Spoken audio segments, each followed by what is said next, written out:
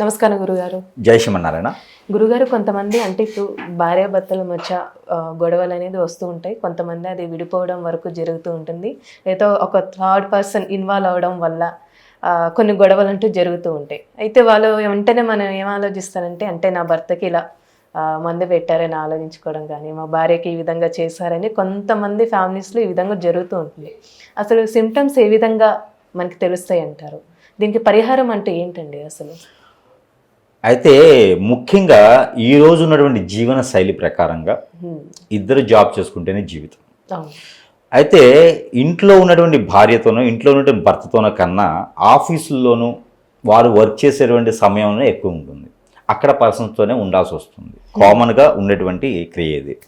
అయితే ఇప్పుడు ఉన్నటువంటి బిజీ లైఫ్కి తప్పదు. ఇది ముఖ్యమైనటువంటి విధానం.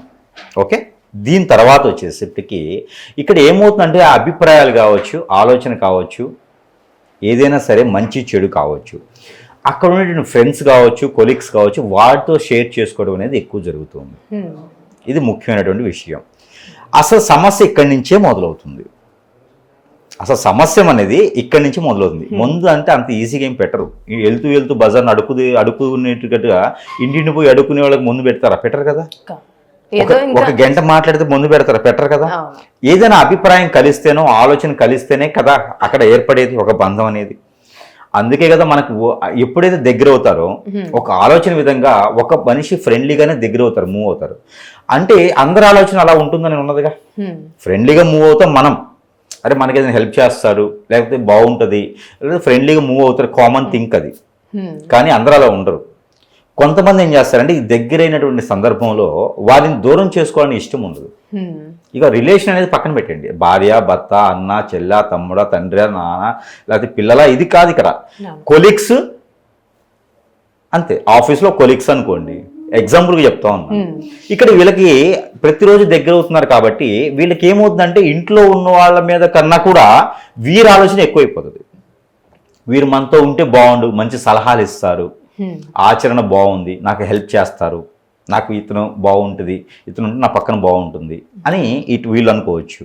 అటు అతను కూడా ఇంట్లో కన్నా ఇక్కడే నాకు బెటర్గా ఉంది, కూరలు బాగా చేస్తున్నారు, ఏదో చిన్న సందర్భాలకి చాలా పెద్దగా అవుతాయి. ఇక్కడైతే ఏది మిస్ అవుతారో అక్కడ మిస్ అవుతారో అదే. అయితే దీని ద్వారా ఏమవుతుందంటే కొంతకాలానికి వీరి మధ్యన తెలియని ఒక ఆకర్షణ ఏర్పడింది. కొంతకాలానికంటే ఏం లేదు ఈ రోజుల్లోనూ. సో ఈ ఆకర్షణ వల్ల ఒక్కొక్కళ్ళకి ఏమనిపిస్తుంది అంటే, లేదు వీళ్ళు నాకు దూరం అవడానికి లేదు, దగ్గర అయ్యేదానికి ఏదో చేయాలని. యూట్యూబ్ ఆన్ చేస్తే ఈ రోజుల్లో మాధ్యమాలు చాలా ఉన్నాయి. యూట్యూబ్, ఇన్స్టా, లైక్ ఏదో ఒక యాప్ ఓపెన్ చేసుకుంటే ప్రతి దాంట్లో కూడా ఏదంటే ఎవరో ఒకరు ఏదో ఒక గురువు గారు 24 గంటల వశీకరణ, నేను ముందు పెడతాను, ఇలా చాలా చూస్తున్నాం ఈ రోజుల్లో. అవి ఫేకా, నాన్ ఫేకా, ఒరిజినలా, ఏమవుతుంది, మట్టా, మశానమా, ఏం చూడట్లా. ఎవరో ఒకటి ఎక్కడ దగ్గర ఒరిజినల్ దొరుకుతారు.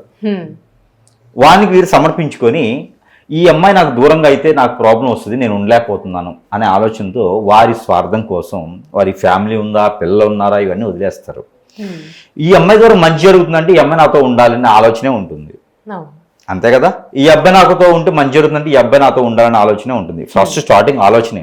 అయితే దీని ద్వారా ఎక్కడో దగ్గరికి వెళ్ళి ఏదో తీసుకొని ఆ ముందు పెట్టడమో, హిప్నటైజ్ చేయించడమో, బ్లాక్మెయిల్ చేయించడమో, ఏదో వారి పరిధిలో వారికి వచ్చిన ఆలోచనలో దొరికే గురువుని ప్రకారంగా తీసుకొని పెట్టేస్తారు. ఇంకా చదువుకున్న వాళ్ళు కూడా అంతే ఉన్నారు. ఇంకా వాళ్ళ గురించి చెప్పే అవసరమే లేదు, వాళ్ళే ఎక్కువ ఉన్నారంట. మనకి సిటీస్ లో డ్రగ్స్ కన్నా ఘోరమైంది నడుస్తుంది ప్రెజెంట్.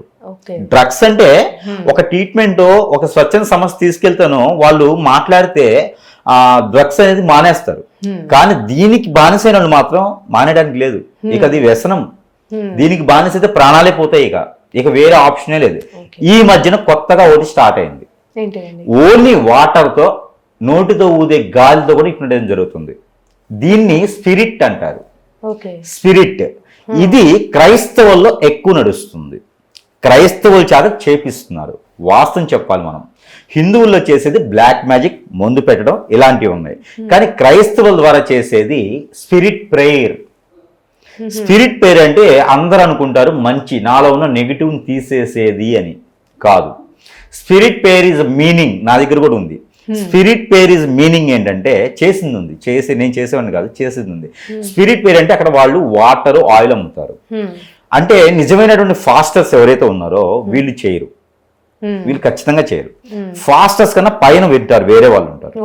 వాళ్ళు ఏం చేస్తారంటే డబ్బుకి ఆశించి డబ్బులు తీసుకొని ఈ వాటర్లో ఆయిల్లో స్పిరిట్ పెరిగి చేసి ఇస్తారు. ఏ అమ్మాయినైనా వసుకొచ్చుకోవచ్చు, ఏ అబ్బాయినైనా వసుకొచ్చుకోవచ్చు 24 గంటల్లోనే ఖచ్చితంగా చేసుకోవచ్చు. కానీ మీరు అమెరికాలో ఉండి ఇండియాలో వాళ్ళు ఉంటే కాదు, ఖచ్చితంగా ఆ వాటర్ మీరు తీసుకోవాలి. ఆ వాటర్ని చల్లుకోవటము, తాగటము, తుడుచుకోవటము చేయాలి. ఆ ఆయిల్ని మీరు రాసుకోవటము చేయాలి రెగ్యులర్గా. చేస్తే ఒక వారం 10 రోజుల కల్లా మీకు తెలియకుండానే వశమైపోతారు.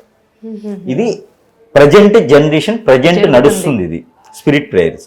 అయితే ఇందులో చాలా రకాలు ఉన్నాయి. ఒక క్రైస్తవులనే కాదు, ముస్లిమ్స్ దాంట్లో ఉంది, హిందువుల దాంట్లో ఉంది, అన్నిట్లో ఉన్నాయి. కాకపోతే ప్రజెంట్ నడుస్తుంది అయితే ఇది. అయితే ఇలా బలైన వాళ్ళు చాలా మంది ఉన్నారు. వీళ్ళ సిమ్టమ్స్ చెప్తా. ఇప్పుడు బలైతుంది అయిపోయింది కదా, వీళ్ళ సిమ్టమ్స్ ఏంటంటే ఇంట్లో భర్త పనికిరాడు, భార్య పనికిరాదు, పిల్లల్ని పట్టించుకోరు, ఎవరి దారి వారిదే, వద్దు అన్నా కూడా పని చేస్తూనే ఉంటారు. ఎవరి కోసం వెళ్తారంటే ఒకప్పుడు ఆఫీస్కి వెళ్ళేది పని కోసం, ఇప్పుడు ఆఫీస్కి వెళ్ళేది పర్సన్ కోసం. ఎందుకంటే వాళ్ళు అలా వసిపుచ్చుకుంటారు. వీళ్ళ ద్వారా ఏదైతే వాళ్ళకు ఉపయోగం ఉందో ఆ ఉపయోగం చేసుకుంటూనే ఉంటారు. ఇంకా అవసరమైతే భార్యను వదిలిపెట్టేస్తారు, భర్తను వదిలిపెట్టేస్తారు, పిల్లల్ని పట్టించుకోరు, హాస్టల్లో పడేస్తారు, ఇంట్లో వండుకోరు, బయటే తింటారు. వాడే కావాలి, ఆమె కావాలి. చివరికి తెలిసి అడిగామో నిలదీసామంటే కూడా అవును, ఏం చేస్తారు, నాకు వాళ్ళు కావాల్సిందే ఖచ్చితంగా. ఇలా అయిపోయి సంసారాలు నాశనం అవుతున్నాయి ఈ రోజుల్లో. చాలా సంసారాలు, చాలా ఫ్యామిలీస్, చాలా మంది భార్యాభర్తలు విడాకులు తీసుకుంటున్నారంటే కేవలం హిప్నాటిజం మందు పెట్టడం లాంటివే. దీని తర్వాత సిమ్టమ్, బాడీలో హెల్త్ ఇష్యూస్ ఎలా వస్తాయంటే లివర్ పనిచేయదు, బ్లడ్ సర్క్యులేషన్ ఆగిపోతుంది, మొత్తం చర్మానికి మచ్చలు వస్తాయి. నాగపాము మీద మచ్చలు ఎలా ఉంటాయో ఆ రకమైనటువంటి మచ్చలు వస్తాయి, స్కిన్ మచ్చ. అది ఎలర్జీ కూడా కాదు, ఇంక మచ్చలు పడిపోతూ ఉంటాయి, తామర లాంటి మచ్చలు వచ్చేస్తాయి. సిమ్టమ్స్ ఇవి, మచ్చలు వచ్చేస్తాయి. ఇంకా కొంతమందిలో చెప్పకూడదు కానీ కొంతమంది సిమ్టమ్స్ హార్మోన్స్ ప్రాబ్లమ్స్ వస్తాయి. కొన్ని మీడియాలో మనం అన్ని చెప్పలేం, లేడీస్లో వచ్చే ప్రాబ్లమ్స్ చాలా ఉంటాయి. హార్మోన్స్ ఇన్బ్యాలెన్స్ పడిపోతుంది ఇది, అంటే మంత్లీ వాళ్ళకి సరిగా రాదు, టెన్షను, ఎప్పుడు 24 గంటలు ఒకటే ఆలోచన, ఎవరు చెప్పినా కోపం ఎక్కువ వస్తుంది, సరిగా తినరు, ఏదైనా సరే వాళ్ళ కోసం కోసుకుంటారు కూడా, అవసరం చచ్చిపోతారు కూడా, ప్రాణాన్ని మీదకి వస్తుంది. అందుకే డ్రగ్స్ కన్నా చాలా ఘోరమైందని చెప్తున్నా. ఇలా సిమ్టమ్స్ ఇంకంటే హెయిర్ ఫాల్ అవుతుంది, మొహం అంతా కూడా రఫ్గా అయిపోతుంది, ఇంకా మనిషి కళ లేకుండా అయిపోతారు. కళ ఏముండదు, జీవకళ ఉండదు మనిషి మీద, మొత్తం రఫ్గా అయిపోద్ది. ఇంకోటి ఏంటంటే నడుము దగ్గర నుంచి కింద పక్క భాగం ఎడల్పుగా వస్తుంది. ఇప్పుడు నడుము వరకు బాగుంటుంది, ఎంత సన్నగా ఉన్నా ఎంత లావున్నా సరే. వాళ్ళ సిమ్టమ్ ఎదుటి వాళ్ళు కనిపెట్టాలన్నా కూడా చెప్తున్నా దానికి. ఈ నడుము కింద నుంచి భాగము అంటే మనకి టచ్ దగ్గర నుంచి భాగము, నడుము కిడ్నీస్ ఉంటాయి కదా, అక్కడి నుంచి కింద భాగం మొత్తం కూడా ఈ సీట్ అంటారు, ఈ సీట్ భాగం మొత్తం కూడా వెడల్పుగా రావటం, హెయిర్ ఫాల్ అవటం, హెడేక్ రావటం, ఎవరైనా మాట్లాడిస్తేనే కోపం, పేరు పిలిస్తే కూడా కోపం, వాడొక్కడే తప్ప ఎవరు పిలవకూడదు పేరు, అలా కూడా కోపం వస్తుంది. కళ్ళన్నీ కూడా ఒక రకమైనటువంటి కలర్కి మారిపోతాయి, చర్మం అంతా కూడా కలర్ చేంజ్ అయిపోద్ది, ఎల్లో కలర్ బ్రౌన్ కలర్కి వచ్చేస్తుంది. ఇలాంటి సిమ్టమ్స్ ఉంటాయి. ఫుడ్ తినరు, సరిగా తినరు ఫుడ్, ఇలాంటివి ఉంటుంది. ఏ ఆలోచనలో ఉన్నా వాడే కావాలి, ఏ ఊరిలో ఉన్నా వాడే కావాలి, ఎవరిని పట్టించుకోరు, విపరీతమైన కోపం, ఎవరున్నారు ఎదురుగానే కూడా చూడరు, ఎంత బాధపడితే అంత మాట అంటారు. ఇలాంటి సిమ్టమ్స్ వస్తాయి. వీరు మీకు సమీపంలో కానీ మీ ఇంట్లో కానీ ఎవరైనా ఉంటే, మీకు కదండి మామూలుగా ప్రేక్షకులకి ఎవరైనా ఉంటే ఖచ్చితంగా వారికి మందు పెట్టారు, హిప్నోటిజం జరిగింది, స్పిరిట్ ప్రేయర్ జరిగింది అని చెప్పుకోవచ్చు. ఇవి అసలు మనకు కనిపించే సిమ్టమ్స్ ఖచ్చితంగా ఉంటుంది. అయితే ఈ సిమ్టమ్స్ కానీ ఇంకా ఘోరమైనవి ఉన్నాయి, కానీ మనం అన్ని కూడా చెప్పుకోలేని పరిస్థితి. ఇంకా మగవాళ్ళు అయితే ఒకటే ఆలోచన, పేరెంట్స్ ని కూడా కొట్టేటువంటి సందర్భాలు చాలా ఉన్నాయి. మన దగ్గరికి వచ్చిన పేషెంట్స్ కూడా పేరెంట్స్ ని కొట్టేసి చొక్కాలు అన్ని చించుకొని రోడ్ల మీద పట్టడం పిచ్చోళ్ళలాగా, ఏ పని పడితే ఆ పని దొరకటం, దొంగతనాలు చేయటం, ఆ అమ్మాయి కోసం మనిషి మొత్తం వేరే అసలు లోకం. విదేశాల్లోకి వెళ్ళేసి ఫారిన్ కంపెనీలో CEO పొజిషన్కి ఉండాల్సిన వాళ్ళు ఇక్కడ రోడ్ల మీద రిక్షాలు దొక్కేసి అడుక్కు తినేసి మందులు తాగే వాళ్ళ దగ్గర మందులు అడుక్కొని తాగుతూ రోడ్ల మీద తిరిగిన పరిస్థితి చాలా ఉన్నాయి ఈ రోజున. ఎందుకు అవుతుంది అలా, దాన్ని కూడా చెప్తా. ఇప్పుడు అలవాటు పడ్డోళ్ళు ఒకరికి హిప్నోటైజింగ్ చేయడు, బాగా గుర్తుపెట్టుకోండి, ఈ విషయాన్ని గుర్తుపెట్టుకోండి. ప్రతి ఒక్కరు కూడా హిప్నోటైజింగ్ చేయించబడ్డ గుర్తుపెట్టుకోవాలి. ఒక ఆఫీస్లో హిప్నోటైజింగ్ జరిగింది అంటే ఆ పర్సన్కి ఆ మందు కానీ హిప్నోటైజింగ్ జరిగేటువంటి క్రియ కానీ ఆ పర్సన్ కానీ తెలుసు. అలాంటప్పుడు ఒకరి మీద ఎందుకు ప్రయోగిస్తారు? సమస్య లేదు. మీతో అయిన తర్వాత ఖచ్చితంగా మీ పక్కన వాళ్ళకి చేస్తాడు. మీ ఫ్రెండ్ కావచ్చు, మీ కొలీగ్ కావచ్చు, ఇంకోళ్ళు బయట వాళ్ళు కావచ్చు, ఖచ్చితంగా ఇంకో అమ్మాయి పెడుతున్నాడు, ఖచ్చితంగా ఇంకో అబ్బాయి పెడుతున్నారు. దాని వలన వీళ్ళిద్దరి మధ్య జరిగి ఈ మధ్య చాలా కాలం ఈ మధ్య చూస్తే మటర్లు ఎక్కువైనాయి. ఉరేటాలు, వారికి వారు శిక్ష చేసుకోవటాలు, మటర్లు ఎక్కువైపోయినాయి. ఎందుకంటే కోపం వారికి మామూలు మనిషి కన్నా ఎక్కువ వస్తుంది. ఇవన్నీ కూడా సిమ్టమ్సే. అయితే ఈ పెట్టడం హిప్నోటిజం తెలిసిన వారు, ఆ చేయించే పర్సన్ వీళ్ళు వెనకుంటే, ఆ మందు పెట్టడం తెలిసిన వారు, ఆ క్రియలన్నీ తెలిసిన వారు ఏం చేస్తారంటే ఒకళ్ళకి సరిపోడు. వాడు ఏం చేస్తాడు, ఇంకొక అమ్మాయి పెడతాడు. ఈ అమ్మాయికి అయిపోయింది కదా, ఓ 2 నెలలు మిమ్మల్ని వాడేసి పక్కన పెట్టేసి ఇంక వేరే వాళ్ళు పెడుతూనే ఉంటారు. దీని ద్వారా ఏమైందంటే ఇంకొకళ్ళతో మీరు చూసారనుకోండి, ఇప్పుడు మీరు ఇద్దరు కామన్ గా ఫ్రెండ్స్ ఉన్నారు, ఇద్దరు మీద ఒకళ్ళొకళ్ళకి అభిప్రాయం అనేది ఆ హిప్నోటిజం ద్వారా మీకు ఏర్పడింది. ఏర్పడిన తర్వాత ఒక 3 నెలల తర్వాత మీరు ఆ అబ్బాయిని ఇంకొక అమ్మాయితో చూస్తారు. చూసినప్పుడు మీకేమైతే ఖచ్చితంగా మీ ఇద్దరు నుంచి గొడవ అవుతుంది. గొడవైనప్పుడు వాడు ఏంటంటే మిమ్మల్ని ఏదో బూతులు తిట్టి పంపించేస్తారు. దీంతో వాడినన్నా చంపుతారు, మీరన్నా చచ్చిపోతారు. క్లియర్ గా ఇలాంటివే మటర్లు జరుగుతున్నాయి, ఇలాంటివే నడుస్తున్నాయి. ఒక సిటీస్ లో కాదండి, కాలేజెస్ లో, విలేజెస్ లో, ప్రతి దాంట్లో కూడా ఇదే జరుగుతుంది. డ్రగ్స్ అంటే మనకు కనపడుతుంది, ఏదైనా అరికట్టొచ్చు. హిప్నోటిజం, బ్లాక్ మ్యాజిక్, మందు పెట్టడం లాంటి అరికట్టడానికి కూడా లేదు. దీనికి ఒకటే, ప్రభుత్వాలు కూడబొరుక్కొని, కేంద్ర ప్రభుత్వం, రాష్ట్ర ప్రభుత్వం కూడబొరుక్కొని మనకి ఏదైతే గేమ్స్ యాప్ని క్లోజ్ చేశారో, మనకి ఏదైతే కొన్ని మాధ్యమాలు యాప్స్ క్లోజ్ చేశారో, ఒకప్పుడు టిక్ టాక్ లాంటి యాప్స్ని క్లోజ్ చేశారో, అలానే ఈ యొక్క మాధ్యమంలో ఎవరికి వాళ్ళు ఇండివిజువల్ గా ఇలాంటి యాడ్స్ పెట్టకూడదు. హిప్నోటిజం ఉంది, మందు ఉంది, 24 గంటలు నేను వశపరుస్తాను, ఇలాంటి యాడ్స్ ద్వారా చాలా మంది బలవుతున్నారు. కొంతమంది గురువులు ఏం చేస్తున్నారంటే ఇదే అవకాశంగా మలుచుకొని ఆడవాళ్ళని అయితే వశపరుచుకోవటం, మగవాళ్ళని అయితే డబ్బు గుంజడం లాంటివి కూడా చాలా సందర్భాలు ఉన్నాయి.